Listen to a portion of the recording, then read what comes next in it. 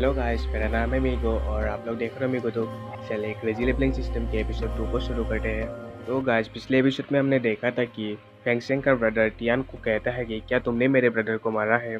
और टियान उससे कहता है कि तुम्हारा भाई मुझसे ड्रैगन ब्लड पिल लेना चाहता था और मैंने उसे नहीं दिया, और उसके बाद उसने मुझ पर अटैक कर दिया और मैंने अपने बचाव में उसे मार डाला।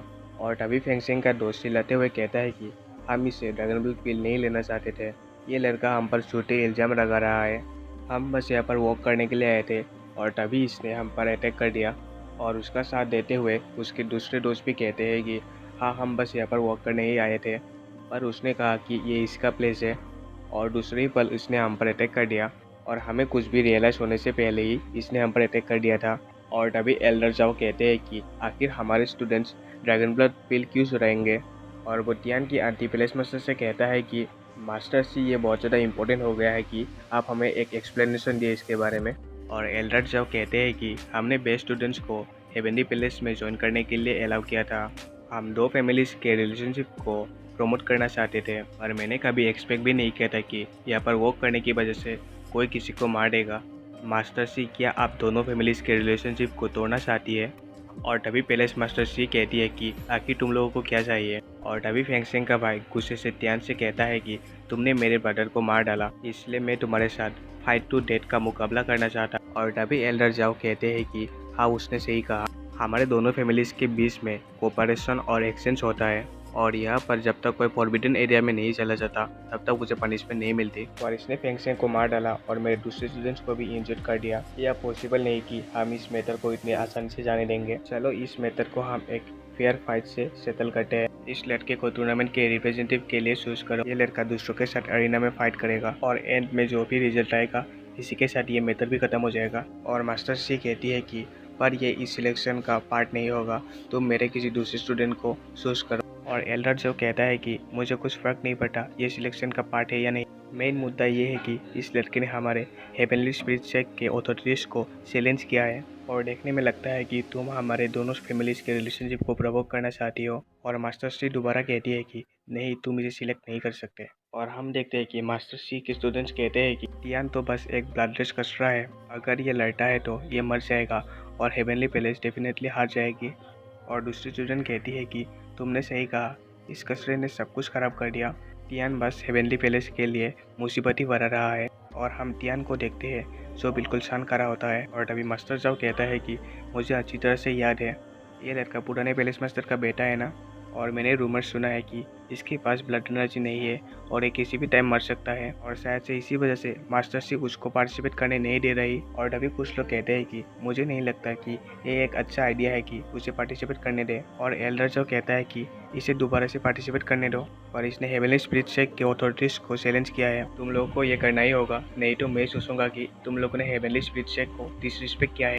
और तभी हम देखते हैं कि कोई गुस्से के मारे अपने हाथ के मुट्ठी को बंद कर लेता है। और नेक्स्ट सीन में हम देखते हैं कि मास्टर सी एल्डर जाओ को एक जोरदार पंच लगाती है, जिसकी वजह से मास्टर जाओ ज़मीन पर गिर जाते हैं। और मास्टर जाओ के स्टूडेंट्स उनको पकड़ लेते हैं। और एल्डर जाओ अपने गाल को छूते हुए कहता है कि मास्टर सी, आखिर ये सब क्या था, आखिर इसका मतलब क्या है, क्या तुम दो फैमिलीज के रिलेशनशिप को प्रवोक करना चाहती हो। और पैलेस मास्टर सी कहती है कि मैंने तुमसे क्या कहा था और क्या नहीं कहा था, क्या तुमने सुना नहीं था, अगर टियान कचरा है तो भी तुम लोग तो ज़मीन पर गिरे हो, तुम लोग क्या हो। और एल्डर जाओ अपने हेड को डाउन करते हुए कहता है कि मास्टर सी, आपने मुझे थप्पड़ मारा है, आपने मुझे सबके सामने बेइज्जत किया है, अब ये बस कुछ शब्दों का खेल रह गया है। और मास्टर जाओ के स्टूडेंट बहुत ज़्यादा गुस्से में आ जाते हैं।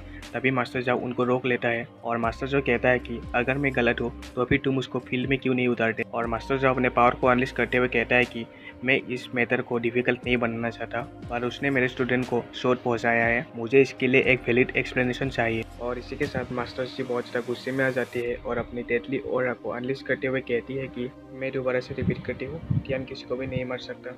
ये तुम लोगों के स्टूडेंट्स थे जिसने टियान की ड्रैगन ब्लड पिल को चुराने की कोशिश की। अगर तुम सच में टियान पर ही सभी ब्लेम लगाने वाले हो तो तुम एक्सपेक्ट भी मत करना कि मैं तुम्हारे लिए पोलाइट रहूँगी।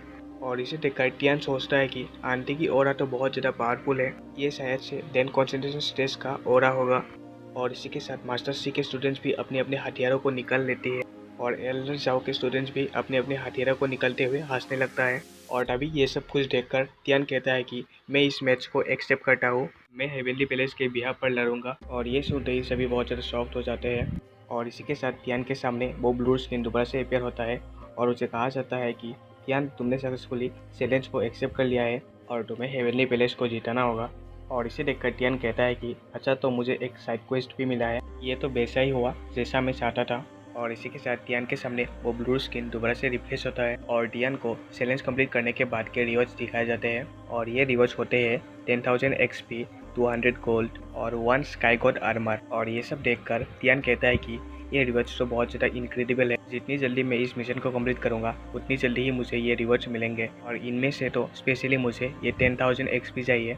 पर ये हथियार देखने में बहुत ज़्यादा लो ग्रेड के लग रहे हैं। और यहाँ पर हमें पता चलता है कि दरअसल इनके वॉल्व में हथियार और ट्रेजर्स को ग्रेड्स में डिवाइड किया जाता है, जहाँ पर कुछ हथियार कॉमन होते हैं, कुछ रेलिक, कुछ होली, कुछ स्पिरिचुअल और कुछ आर्टिफैक्ट हथियार होते हैं। और अभी टियान कहता है कि वैसे भी ये मिशन बिगिनर्स के लिए है, इसलिए इसके रिवॉर्ड्स भी डिसेंट होंगे। मैं इससे अभी के लिए इतना ज़्यादा एक्सपेक्ट नहीं कर सकता। और अभी एल्डर जो कहते हैं कि तुमने इस चैलेंज को एक्सेप्ट कर लिया है। और मैं सोचता हूँ कि पैलेस मास्टर सी को भी इससे कुछ प्रॉब्लम नहीं होगा। मैंने सही कहा ना। और मास्टर सी टियान से कहती है कि टियान, तुम ये सब नॉनसेंस बातें मत बोलो। और टियान कहता है कि आंटी प्लीज़ मुझे ये करने दें। अगर मैं इस मैटर को सेटल नहीं कर पाया तो मैं आपके प्रोटेक्शन के लिए वर्दी नहीं हूँ। और इसी के साथ टियान अपने पावर को अनलिश करते हुए कहता है कि मैं इस बैटल को लड़ूंगा और इस बैटल को जीतकर मैं साबित कर दूंगा कि मैं कोई लूज़र नहीं हूँ।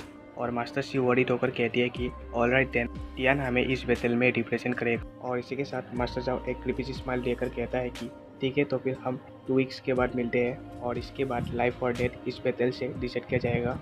और अभी टियान मास्टर जाओ से कहता है कि मैं इसे एग्री करता हूँ, पर सभी बैटल्स रेगुलर रूल के हिसाब से ऑर्गेनाइज करना पड़ेगा। और मास्टर जाओ कहता है कि ज़रूर, क्यों नहीं, बस तुम्हारा मैच ही लाइफ टू डेथ का मैच होगा। और इसके साथ वो सभी वहाँ से जाने लगते हैं। और फेंगसिंग का भाई गुस्से से कहता है कि तुम अपने लिए एक कफन का इंतजाम कर लो, तुम ऑलमोस्ट मरने ही वाले हो अब। और इसी के साथ हेवनली स्पीड से के लोग वहाँ से चले जाते हैं। मास्टर सी के स्टूडेंट्स कहते हैं कि प्लीज़ लॉर्ड हमारे साथ चलिए। और यहाँ पर हम देखते हैं कि मास्टर सी के स्टूडेंट्स कॉरिडोर में जा रहे होते हैं। और अभी कुछ लड़कियाँ कहती है कि उस कचरे ने हमारे लिए बहुत सारी मुसीबत क्रिएट कर दिया है। वो कचरा तो फाइट के कैपेबल भी नहीं है, पर उसने इस बैटल को एक्सेप्ट कर लिया। और यही नहीं, इसने फेंगसेंग को भी मार दिया अपने लक के जरिए। फेंगसेंग एक बहुत ही डिफरेंट लेवल में था और वो ब्रेक थ्रू को बस हासिल करने ही वाला था। और इसी के साथ हमारा सीन मास्टर सी और टियान की तरफ शिफ्ट होता है। और मास्टर सी टियान से कहती है कि तुम अपने आप को बैटल में ज़्यादा फोर्स मत करो, भले ही तुम हार जाओ इससे कुछ फ़र्क नहीं पड़ता, तुम्हें बस जिंदा रहना है और बाद में मैं सब कुछ हैंडल कर लूँगी। और टियान कहता है कि आंटी, क्या आप मुझ पर बिलीव करती है? और ये सुनकर मास्टर सी खामोश हो जाती है और कहती है कि हाँ, मुझे तुम पर बिलीव है। और इसी के साथ मास्टर सी टियान को प्यार से पकड़ लेती और कहती है कि प्लीज़ तुम अपने आप को ज़्यादा इंजर्ड मत करना। और टियान कहता है कि आप टेंशन मत लो आंटी, मैं इस मैच को ज़रूर जीतूंगा, भले ही मैं मैच के दौरान मर जाऊँ, पर मैं उनके सामने घुटने नहीं टेकने वाला, तो इसलिए आप मुझे ये करने दें। और टियान उदास होकर सोचता है कि मैं नहीं चाहता कि आंटी को मेरी वजह से क्रिटिसाइज होना पड़े, मैं आंटी को दोबारा से गलत साबित नहीं करना चाहता। और हम देखते हैं कि मास्टर सी बहुत ज़्यादा खुश हो जाती है और वो शर्माते हुए कहती है कि बदमाश बच्चे, तुम ऐसे मत कहो। और इसी के साथ शादी में वो रोने लगती है और तभी टियान उसके आंसुओं को पोंछ देता है। और टियान कहता है कि इसका मतलब क्या है कि मैं बच्चा हूँ, आप भी मुझसे ज़्यादा बड़ी नहीं है। और टियान हंसते हुए कहता है कि मुझे तो आपको बिग सिस्टर कहना चाहिए। और मास्टर सी टियान के सर पर मारती है और कहती है कि तुम बहुत ही रूड हो। और इसी के साथ हमारा सीन टियान के घर की तरफ शिफ्ट होता है, जहाँ पर हम देखते हैं कि टियान बेड पर बैठा होता है। और टियान कहता है कि मुझे थोड़ी देर पहले ही लेवल 5 की पैक मिला है, पर मैंने इसे अब तक ओपन नहीं किया है। चलो मैं देखता हूँ कि इसमें से मुझे कौन सा अच्छा आइटम मिलता है। और इसी के साथ टियान को नोटिफिकेशन आता है, टिंग टिंग, कांग्रेचुलेसन, आपने लॉटरी फंक्शन को एक्टिव कर लिया है, आपको 3 रिकवरी पिल्स और 2 नए स्किल्स मिले हैं और साथ ही में आपको एक लेवल 1 गिफ्ट पैक भी मिला है। और ये सब नोटिफिकेशन उसके स्क्रीन पर आता है। और गाइस, इसी के साथ हमारा एपिसोड यहीं पर खत्म होता है। मिलते हैं गाइस दूसरे एपिसोड में। शुक्रिया, टाटा, बाय बाय।